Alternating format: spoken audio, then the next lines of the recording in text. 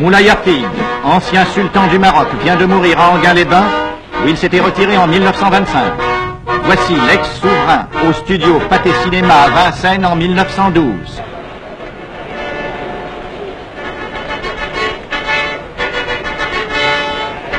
Moulay Hafid disparaît au 25e anniversaire de l'institution du protectorat français au Maroc. C'est après, dans son palais, que fut signée par lui le 30 mars 1912 la convention franco-marocaine. Elle fixait le principe de réformes reconnues indispensables pour affermir la souveraineté du sultan, rétablir la paix, faire renaître la prospérité dans le pays. La plus grande misère régnait alors sur l'empire chérifien, livré sur la plus grande partie de son territoire à des désordres sanglants. Le général Lyautey, nommé résident général au Maroc, mit aussitôt en œuvre de puissants moyens pour occuper et pacifier le pays.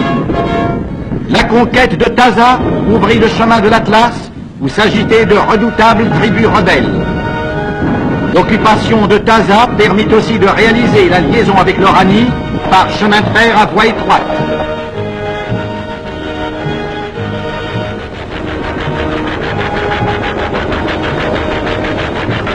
La Grande Guerre obligea le général Lyautey à réduire ses effectifs. Il réussit quand même à maintenir le calme dans ce pays naguère encore déchiré par des conflits sanglants.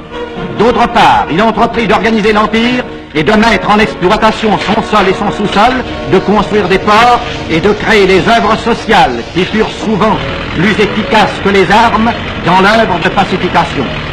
Aujourd'hui, les ports marocains, dotés d'un puissant outillage moderne, reçoivent annuellement 3800 navires.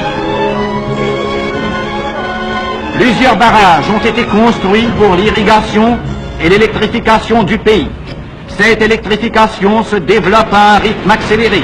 De nombreux trains sont mus électriquement.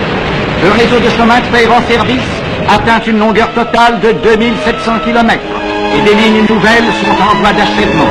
Les ouvrages d'art d'une hardiesse qui fait honneur au génie français ont été construits. Le réseau routier dépasse 6700 km. Le nombre d'autos est proportionnellement plus élevé au Maroc que dans la métropole.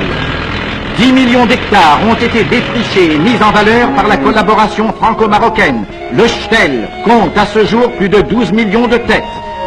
De nombreuses usines ont été créées pour l'industrialisation des produits du sol et du sous-sol. Des villes modernes ont surgi en quelques années au centre des régions les plus riches du monde. Des lignes aériennes les relient entre elles et 10 heures à peine les séparent de la France. Le maréchal Lyautey a eu soin de ne pas toucher aux villes marocaines, conservées comme autant de témoignages historiques de l'antique pays des sultans. Sans toucher aux coutumes ni aux mœurs des indigènes, la civilisation française a réalisé une transformation presque miraculeuse. Le sultanat a retrouvé son prestige et rétabli sa domination.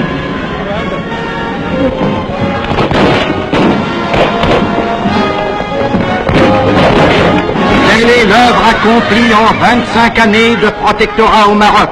La paix française continue de favoriser l'œuvre humaine entreprise à l'abri des deux drapeaux dont l'union symbolise la prospérité et le bonheur du peuple marocain.